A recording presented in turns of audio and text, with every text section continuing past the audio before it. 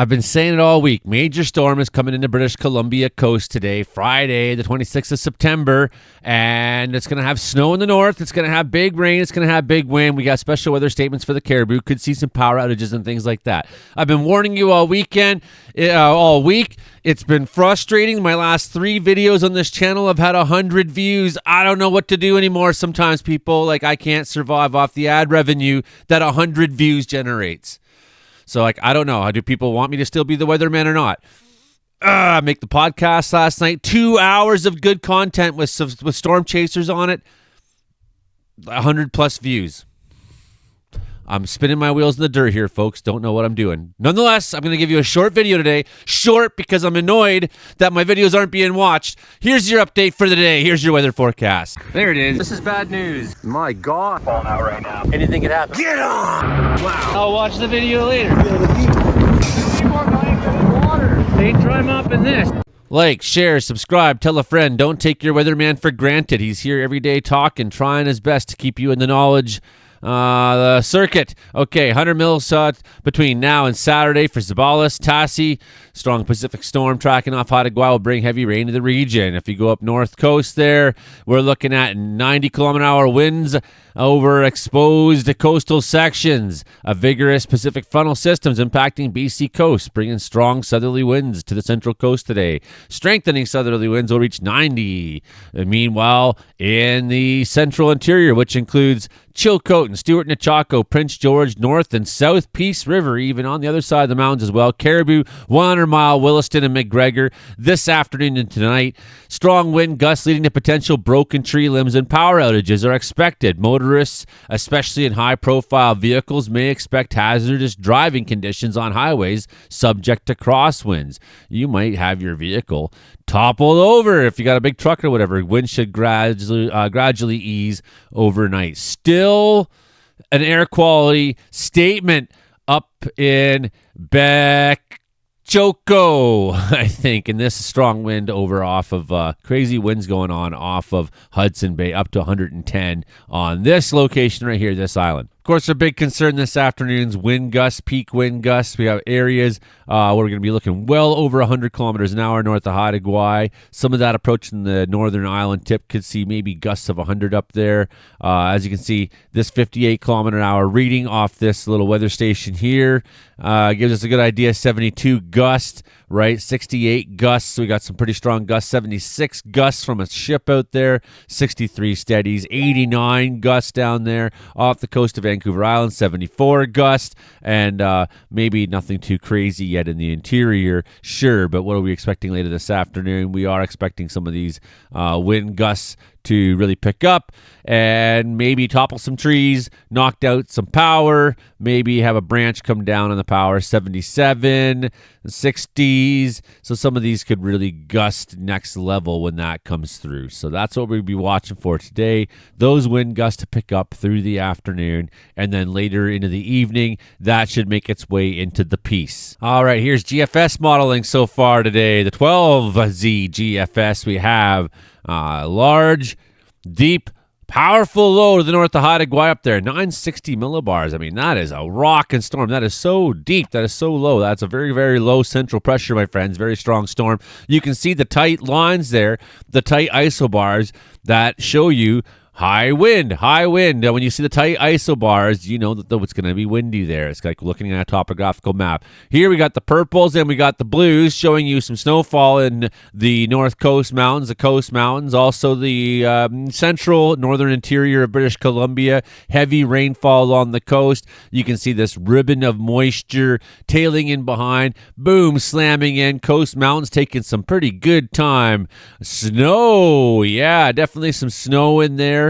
Or worse, could be some sleet, could be things like that. Now, if you go further north, you're going to see here a bit of green. That's the rain. The blue is the snow, right? Then you see the tight isobars down for the Chilcotin. We're going to see the winds picking up there later today. And as we come into Saturday, that will start to clear its way out mostly, although we have some lingering showers and rainfall in the interior throughout the weekend that will linger on. And then the next event comes next week, and it's going to be a gooder as well. It looks like a tropical storm slamming in. Boom, look at that one, 968 low. Holy, we got a big doozy possibly on tap for next week that we'll be watching big time. Let's have a run through on the Canadian model. I'm going to move my face out of the way. Boom, Canadian model. What are you saying? Look at that. Snow up in the north. There's a nice little low there, northern Saskatchewan, maybe moving into Manitoba later this afternoon. You can see the heavy winds, heavy rains, strong wind in the interior, strong snowfall signals to the far north. Maybe not insane amounts, not snowfall warning amounts, but enough to make snow there. Heavy rainfall sliding on down the coast. Look at some of those reds, over 20 millimeters an hour expected in that rainfall. So the northern tip of Vancouver Island is going to get smoked, and then you're also going to see places along the mainland, the coast mountains getting absolutely smoked and soaked. Smoked and soaked. Be good to see some of this rainfall get down to southern BC, where we had large wildfire outside Peachland yesterday.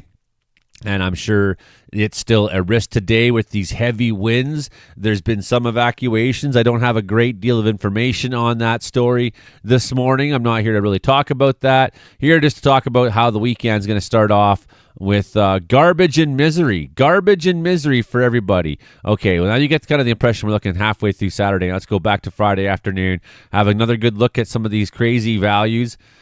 This is nuts. This is nuts. Some of those purples, holy cow, 35 millimeters in a 3-hour time. This is nuts, my friends. This is really crazy. I got a kitten in here just meowing its head off. It's like he's just walking around meowing. I don't know what to do about it right now because I'm trying to make a video, and kitten hasn't learned yet that when daddy's making videos, I don't care about his cute meows. 41 millimeters in a 3-hour time expected there. What the heck is going on, dudes? So some of those places are going to be taking 80, 90 mils, maybe even 100 up the coast, maybe even 90 to 100 on the west side of Vancouver Island, maybe over 100 in places south of Terrace and nearing Kitimat area. Much of the interior being relatively spared. Got a little bit of a line that's going through the South Caribou, for example, in the North Thompson. A little bit of rainfall in the North Thompson. Nothing really making it to our target fire that is going on in Peachland. As you can see, there it is right there. 75 area, 10.3 kilometers squared burned, it says so far. I'm skeptical on these wildfire reports on unofficial sites, but nonetheless, you can see really, really stormy weekend in the plans for us. And that's about all I'm going to say about that. If you're in northern BC, look out for the mix of snow. Going to be a little bit of rainfall in the Caribou Mountains overnight tonight. Going to be lots of rainfall on the coast. Then we're going to see a little bit of that move its way inland and then slowly dump its guts out, and things will eventually clear a little bit before we have another really big story next week off the BC coast.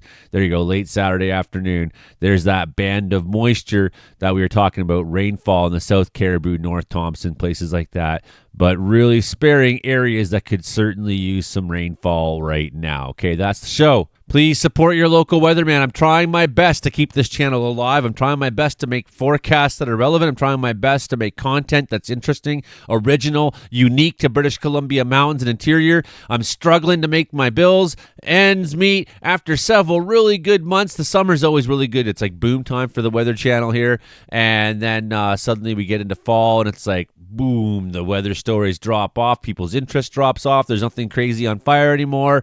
There's not lightning storms to talk about. And then I watch my channel like really struggle to survive. And I don't want that again this winter. I want the channel to survive on its own. And it breaks my heart to put out several days worth of videos where I get 100 views a piece. I don't know what to do anymore, friends. Support the channel if you can. Like, share, subscribe, become a channel member, join the Patreon. Thanks. Keep me going. I love you, everyone who's been helping me. Okay, bye.